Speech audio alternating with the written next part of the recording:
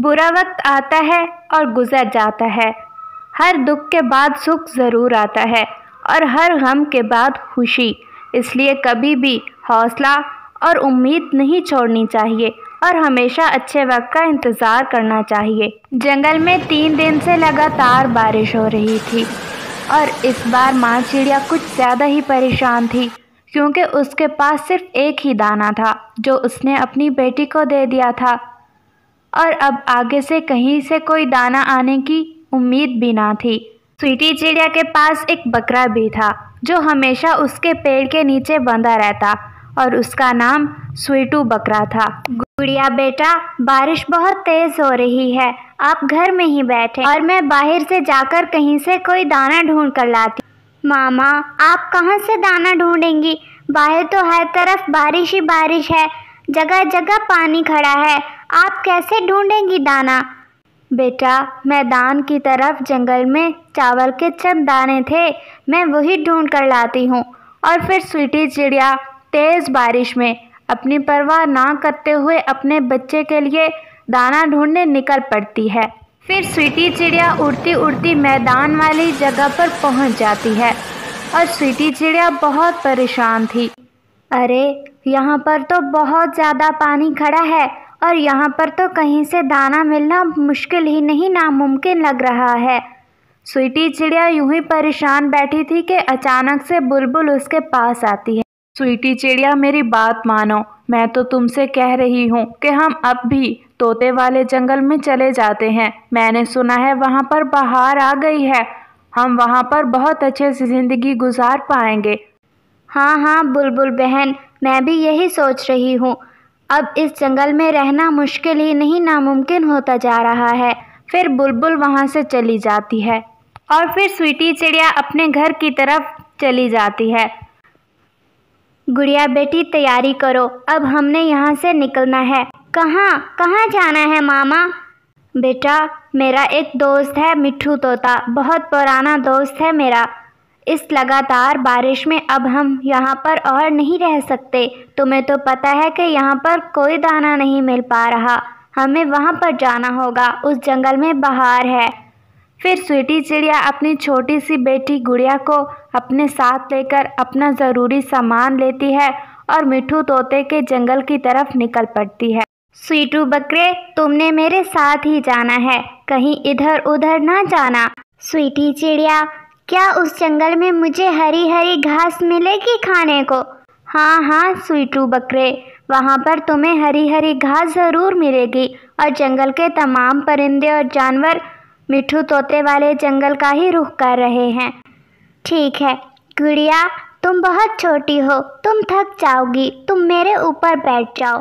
फिर स्वीटी चिड़िया की बेटी गुड़िया स्वीटी चिड़िया के बकरे स्वीटू के ऊपर बैठ जाती है और वो तीनों मिलकर अपना सफ़र शुरू करते हैं।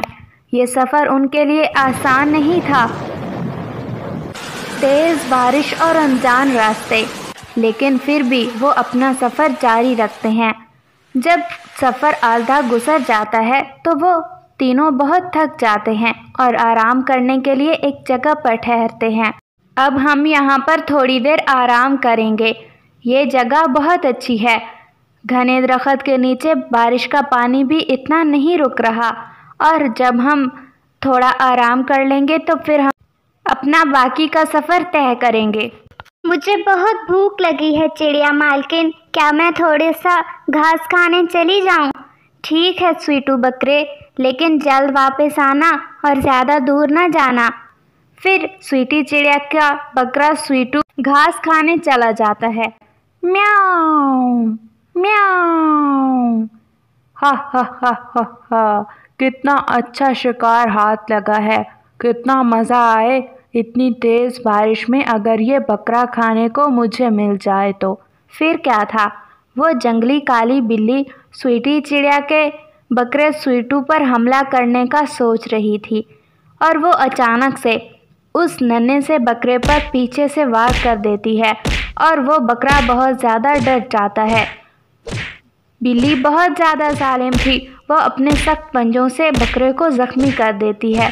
स्वीटी चिड़िया जैसे ही बकरे की आवाज़ सुनती है तो वो फ़ौरन से उड़ती हुई बकरे के पास आ जाती है वो जंगली काली बिल्ली स्वीटी चिड़िया को देखते ही वहाँ से डरकर भाग जाती है।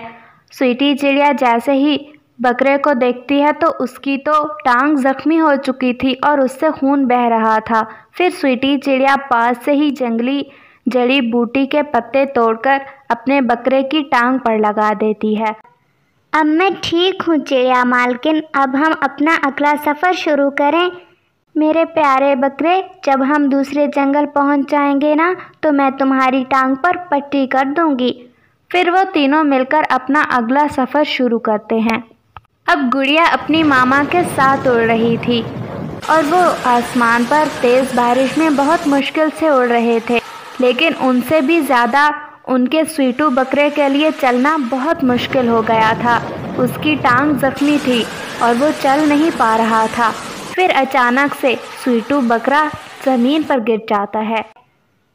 मालकिन चिड़िया, अब मुझसे और नहीं चला जा रहा, आप चले जाएं, आप दूसरे जंगल चले जाएं, मुझसे और नहीं चला जा रहा। गुड़िया बेटी, हमारे बकरे को बहुत तेज़ बुखार हो गया है, आप यहीं बकरे के पास बैठो, मैं जंगल में से कहीं से बुखार को ठीक करने वाले बीज ढूंढ कर लाती हूँ। मामा जल्दी वापस आइएगा, मुझे स्वीटू बकरे की तबीयत बहुत ख़राब लग रही है। फिर स्वीटी चिड़िया तेज़ बारिश में अपने बकरे के बुखार ठीक करने के लिए जंगल में से बीज ढूंढने निकल पड़ती है। स्वीटी चिड़िया जंगल में बुखार के काले बीज ढूंढते ढूंढते बहुत दूर निकल गई थी। स्वीटी चिड़िया का बकरा स्वीटू बहुत ज़्यादा बीमार था और अब बहुत निढाल भी हो चुका था। वो बहुत कुछ कहना चाह रहा था लेकिन वो बोल नहीं पा रहा था। क्या हुआ है, क्या हुआ है बकरे? स्वीटू तुम्हें क्या हुआ है? स्वीटू बहुत ज़्यादा कमज़ोर हो चुका था क्योंकि उसकी टांग से बहुत ज़्यादा खून जो बह गया था। वो बहुत कुछ बोलने की कोशिश कर रहा था लेकिन उसमें हिम्मत ही ना थी और वो अपनी आंखें बंद कर लेता है। मम्मा, मम्मा, आप कहाँ रह गई मम्मा? हमारा स्वीटू बकरा। इतनी ही देर में स्वीटी चिड़िया भी बुखार को कम करने वाले काले बीज लेकर पहुंच जाती है, लेकिन जैसे ही वो बकरे के पास पहुंचती है तो वो बहुत ज़्यादा परेशान हो जाती है ये देखकर कि बकरा तो मर चुका था। गुड़िया बेटी, हमारा बकरा मर गया है, अब हमें इसे यहीं पर छोड़कर अपना सफ़र जारी रखना होगा। गुड़िया मम्मा, मुझे बिल्कुल भी अच्छा नहीं लग रहा अपने बकरे को छोड़कर जाना। बेटा, मुझे पता है तुम्हें बहुत प्यार था अपने बकरे से, चाहती तो मैं भी ऐसा नहीं थी, लेकिन कुदरत का शायद यही फैसला है। गुड़िया बेटी, हमें अपना सफ़र जारी रखना होगा वरना हम भी अपनी जाने गंवा बैठेंगे। फिर स्वीटी चिड़िया अपनी बेटी गुड़िया को लेते हुए बहुत मजबूर और परेशान दिल के साथ अपना बाकी का सफ़र तय करती है। उड़ते उड़ते वो दोनों माँ बेटी बहुत थक जाती हैं और रास्ते में केले का बाग आ जाता है। वो दोनों वहाँ पर आराम करने के लिए ठहरती हैं। अरे अरे शर्मीलो, ये क्या? हमारे केले के बाग में कोई है शर्मीलो, कोई है बाहर? अरे मैं देखती हूँ किसकी इतनी जुर्रत कालू, किसकी इतनी जुर्रत कि वो हमारे केले के बाग में आए। फिर शर्मीलो कवि अपने केले के बाग में आ जाती है। वो स्वीटी चिड़िया और उसकी बेटी गुड़िया को देखकर बहुत गुस्से में आ जाती है। अरे अरे चिड़िया, यहाँ पर तुम्हारा आना कैसे हुआ? ये केले का बाग हमारा है और तुम यहाँ पर केले नहीं खा सकती। चलो चलो निकलो यहाँ से। अरे अरे शर्मीलो कवि, हम पर रहम करो, हम माँ बेटी बहुत दुखों की मारी हैं। हमारा बकरा मर गया, हम कब से सफ़र कर रही हैं और अब हमें बहुत भूख लगी हुई थी, इसलिए हमें एक केला ही खा लेने दो। अरे अरे, केला तो बहुत दूर की चीज़ है, मैं तो तुम्हें केले का छिलका भी ना खाने दूँ। चलो चलो निकलो मेरे जंगल से, ये जंगल भी मेरा है और केले का बाग भी। फिर स्वीटी चिड़िया और उसकी बेटी गुड़िया बहुत ज़्यादा परेशान और दुखी होते हुए वहाँ से चली जाती हैं। उड़ते उड़ते वो दूसरे जंगल पहुँच जाती हैं। उस जंगल में बहार का मौसम था, हर तरफ फूल खिले हुए थे, परिंदे चहचहा रहे थे और तमाम परिंदे अपनी अपनी ज़िंदगियों में मसरूफ़ थे। स्वीटी चिड़िया जैसे ही उस जंगल में पहुंचती है तो वो तोते से मिलती है।